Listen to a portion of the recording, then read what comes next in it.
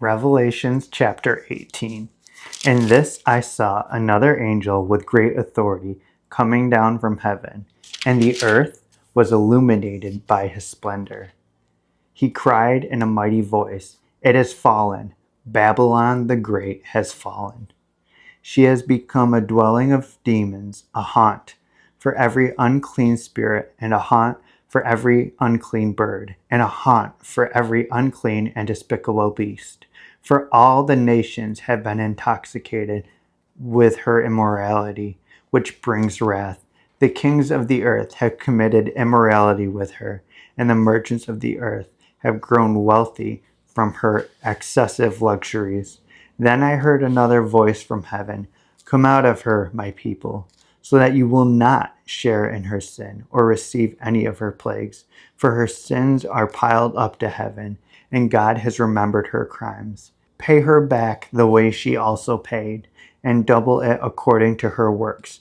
In the cup in which she mixed a double portion for her, as much as she glorified herself and lived luxuriously. Give her that much torment and grief, because she says in her heart, 'I sit as a queen. I am not a widow, and I will never see grief.' Therefore, her plagues will come on her in one day, perishing and grief and famine. She will be burned up with fire, because of the Lord God who judges her is mighty. The kings of the earth who have committed immorality and live luxuriously with her will weep and mourn over her when they see the smoke of her burning. They stand far off in fear of her torment, saying, 'Woe, woe, the great city Babylon, the mighty city, for in a single hour your judgment has come.'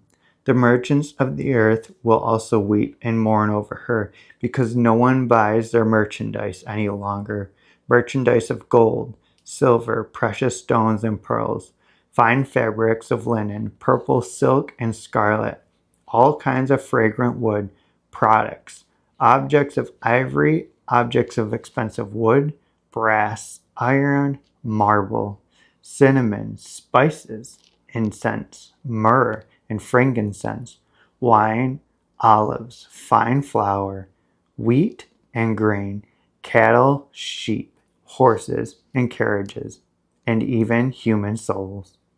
The fruit you craved has left you. All your splendor and glamorous things are gone. They will never find them again.